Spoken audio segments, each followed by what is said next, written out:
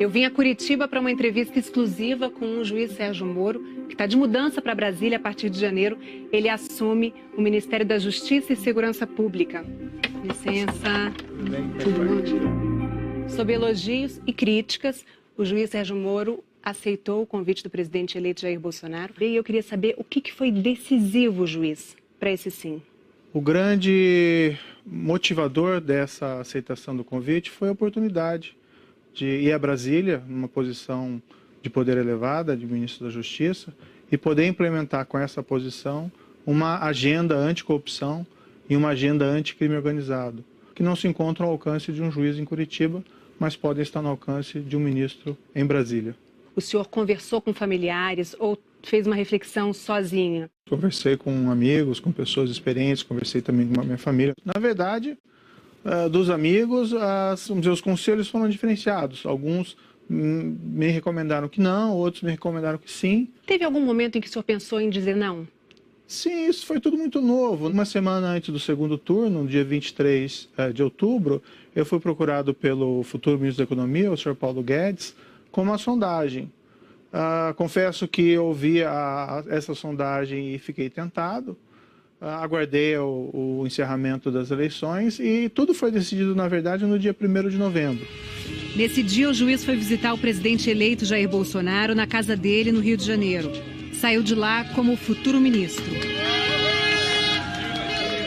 O que eu percebia nas pessoas comuns era um certo entusiasmo, um desejo que eu aceitasse esse convite. Então as pessoas me procuram, me cumprimentam. Para mim é um sinal de que há uma grande expectativa e espero corresponder a essa expectativa. O ex-ministro do Supremo, Aires Brito, disse que essa mudança rápida do senhor da Justiça para o Executivo, ela comprometeria a separação e a independência dos poderes Executivo, Legislativo e Judiciário. O que o senhor tem a dizer sobre isso? Tenho um grande respeito pelo ex-ministro Aires Brito. Eu acho que a avaliação dele, nesse caso, está equivocada. Existe essa fantasia, né, de que o ex-presidente Lula, que foi condenado por corrupção e lavagem de dinheiro, teria sido excluído arbitrariamente das eleições por conta do processo criminal. Mas o fato é que ele está condenado e preso porque ele cometeu um crime. Mas a defesa do ex-presidente Lula entrou com um novo pedido de habeas corpus pela liberdade dele e pela anulação da ação penal do caso do Triplex. E o principal argumento é de que houve irremediável perda da imparcialidade. O senhor em algum momento temeu colocar em risco todo o trabalho feito até agora ao aceitar o convite para o Ministério? Veja, essa questão pertence hoje às Cortes de Justiça, não mais a mim.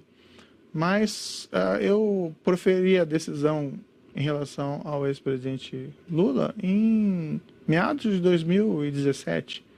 Né? Então, assim, eu nem conhecia o presidente eleito Jair Bolsonaro. Eu sopesei, né, essas questões, também levei em conta, mas pelo que eu vejo nas pessoas comuns que eu encontro por aí, ninguém tem essa sombra de desconfiança.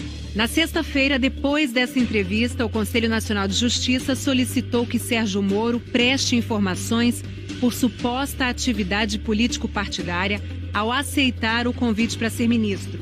O juiz terá 15 dias para se manifestar. Eu estou indo para consolidar os avanços da Operação Lava Jato em Brasília.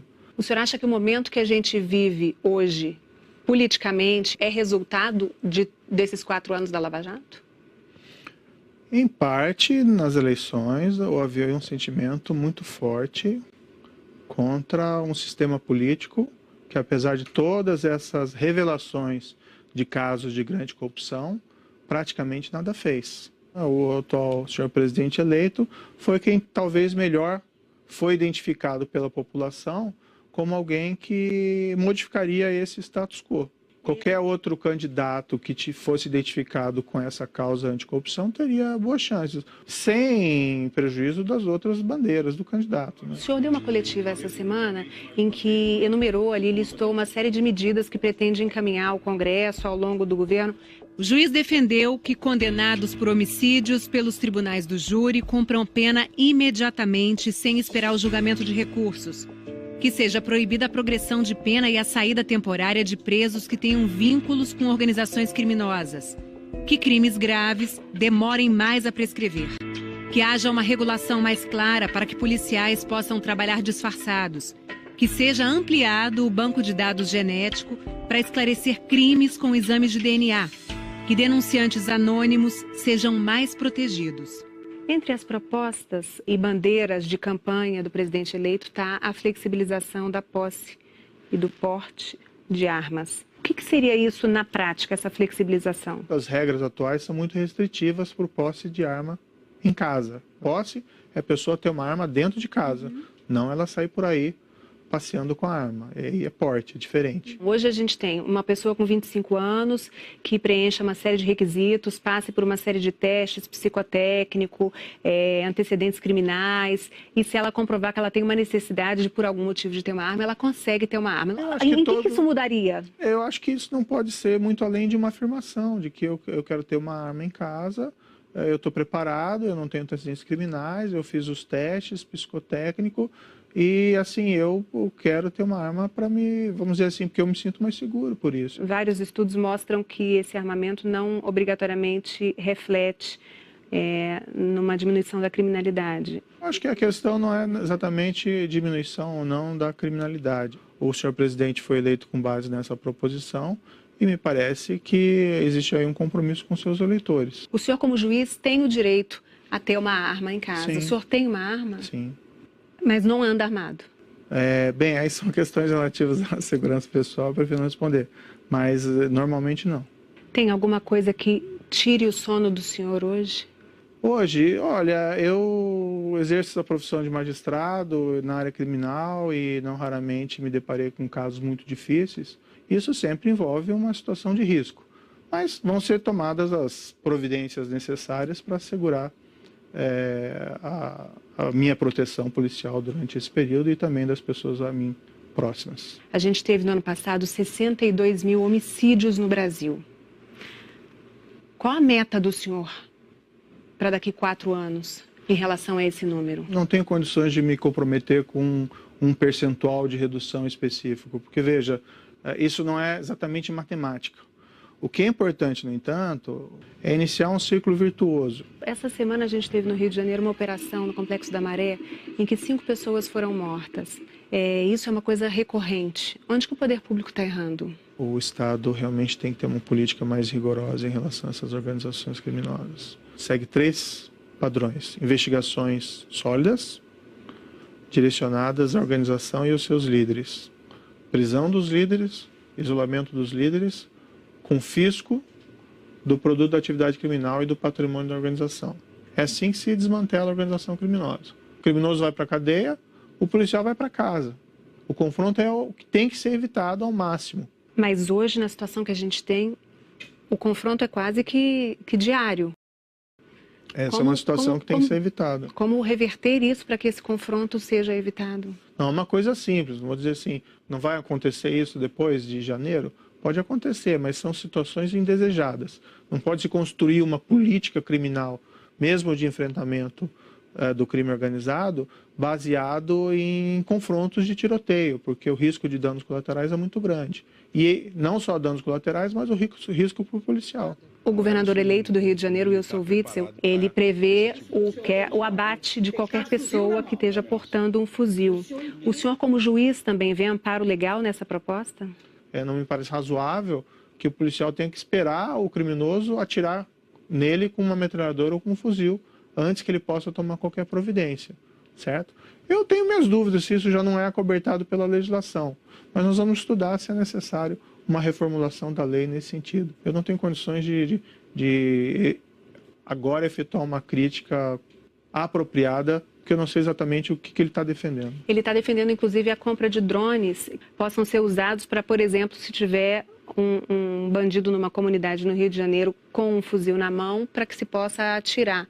Ele diz que vai defender os policiais juridicamente para que isso seja feito. Aí eu teria que sentar com ele e conversar e entender exatamente qual que é o nível de concreção dessa proposta. Se está numa situação de confronto policial, com risco ao policial de ser alvejado num confronto, eventualmente. Não, a proposta dele vai além, desculpa. Mas assim, eu não sou assessor do governador. Não, é só para eu saber até que ponto. E assim, são declarações que ele deu em entrevistas e tal. Isso tem que ser conversado com mais, como é que se diz, cautela e ponderação para saber em concreto exatamente o que se pretende. Maioridade penal, redução da maioridade penal, o senhor vê como única possibilidade a redução ou, por exemplo, um aumento da pena que hoje é só de 3 anos?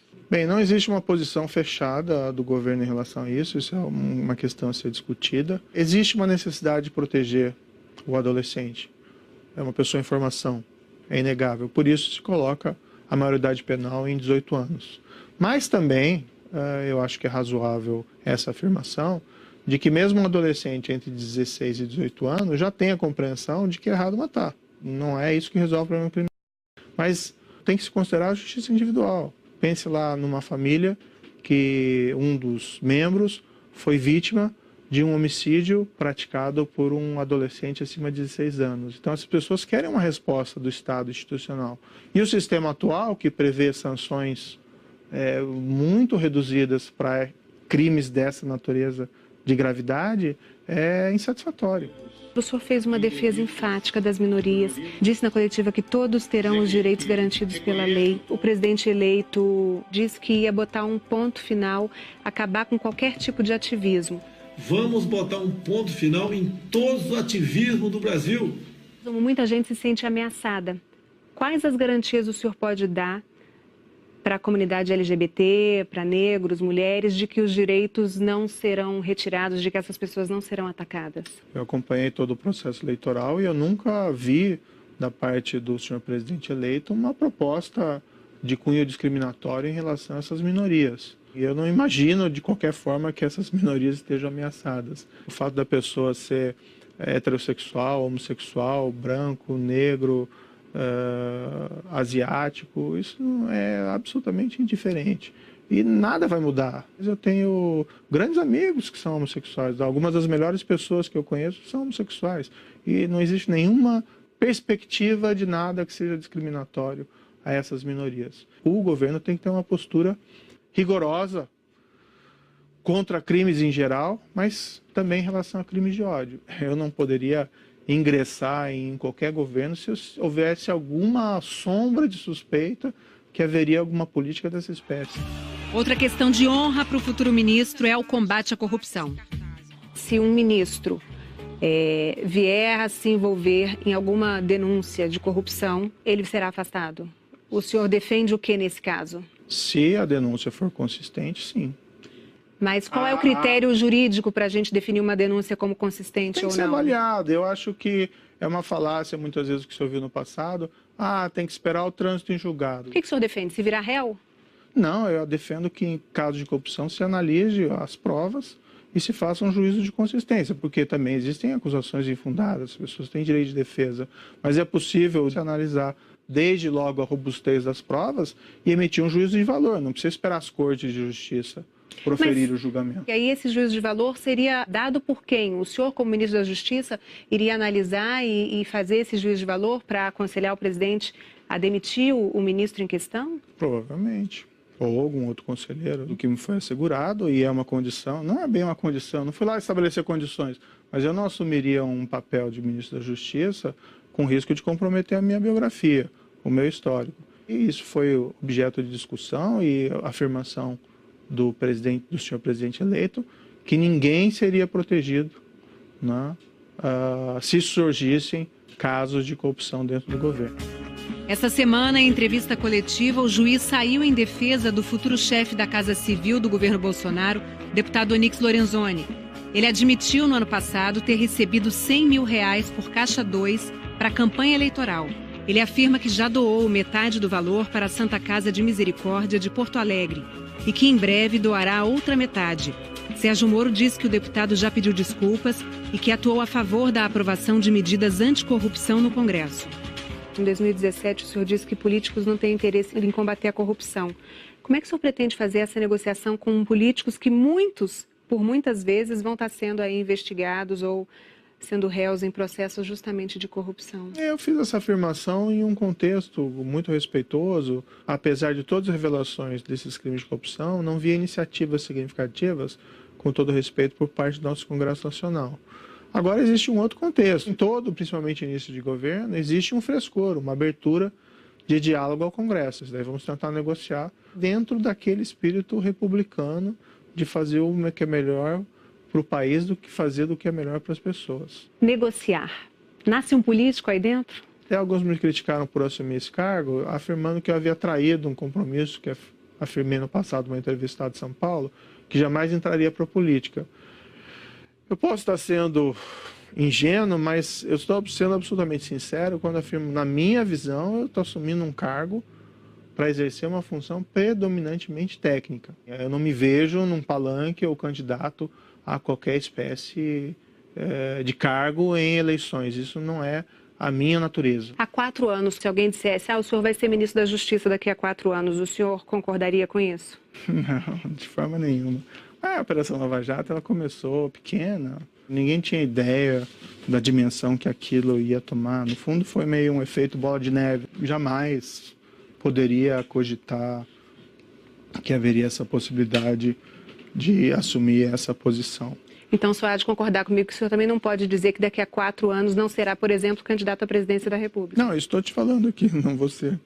Eu não sou um político que minto, desculpe, com todo respeito aos políticos, né? Existem bons e maus políticos, mas existem maus políticos que às vezes faltam com a verdade. Eu não estou faltando com a verdade. Mas o senhor, então, é um político do tipo que não mente? Não, eu sou uma pessoa... Na minha perspectiva, eu estou indo assumir um cargo predominantemente. Não, é porque foi o senhor que falou, eu não sou um político que minto. Não sou nenhum político e não minto. Eu acho que a profissão da política é uma das mais nobres que existe. Você receber a confiança da população, do voto. Às vezes essa confiança é traída, mas é uma das mais belas profissões.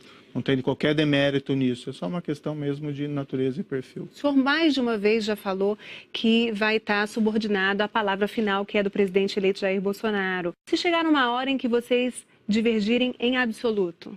Depende sobre o quê, né? Quem foi eleito foi o senhor presidente. E, eventualmente, se acontecer uma situação dessa, ele pode desejar me substituir por alguém que possa cumprir uma política que eventualmente eu discorde em absoluto. Eu vou assumir esse cargo em janeiro, não com a perspectiva de ser demitido, mas com a perspectiva de realizar um bom trabalho e ter uma convergência com o presidente eleito. Mas se tudo der errado, eu deixo daí também o cargo ministerial e certamente vou ter que procurar me reinventar no setor privado, de alguma forma. E o Supremo? Às vezes até um pouco indelicado ficar falando em Supremo quando não existem vaga. É uma perspectiva, uma possibilidade que se coloca no futuro. Quando surgir uma vaga, o meu nome pode ser cogitado, assim como o nome de várias outras pessoas. A gente está conversando aqui dentro do seu gabinete da Justiça, mas oficialmente o senhor está de férias. E tem recebido críticas porque já está trabalhando, atuando como futuro ministro. Há quem veja nessa situação, que ela fere o princípio da legalidade e da moralidade. O que o senhor tem a dizer sobre isso? Olha, eu já anunciei publicamente que eu vou pedir a exoneração. O que a Constituição proíbe é que um juiz, certo, assuma uma posição, um cargo no Executivo. Eu não estou assumindo nenhum cargo. Eu estou apenas, assim, colaborando para a formação de um futuro governo. Mas na prática o senhor já não está trabalhando como futuro ministro? Não, eu não estou praticando nenhum ato oficial. E eu tenho recebido, por conta dessas políticas que nós queremos implementar lá em Brasília, diversas ameaças. Vamos supor que daqui a alguns dias eu peço a exoneração, daqui a alguns dias acontece alguma coisa comigo, um atentado. Eu, tudo bem, morro lá, faz parte da profissão, não gostaria, né, evidentemente. Mas a minha família fica desamparada. Né? Fica sem qualquer, por exemplo, pensão. O que eu espero é passar esse período em férias, a meu ver não estou fazendo nada de errado, e em seguida eu assumo. Está de malas prontas para Brasília?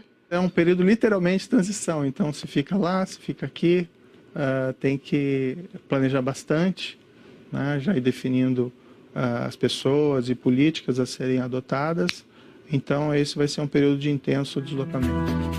O senhor tem aqui nesse gabinete, onde o senhor passou os últimos 4 anos trabalhando na Operação Lava Jato, livros, presentes, vai levar tudo isso para Brasília? Boa pergunta, ainda não decidi, mas vai ser de fato um problema e certamente eu vou sentir muita saudade desse ambiente. Obrigada, Até mais, sucesso. Hein?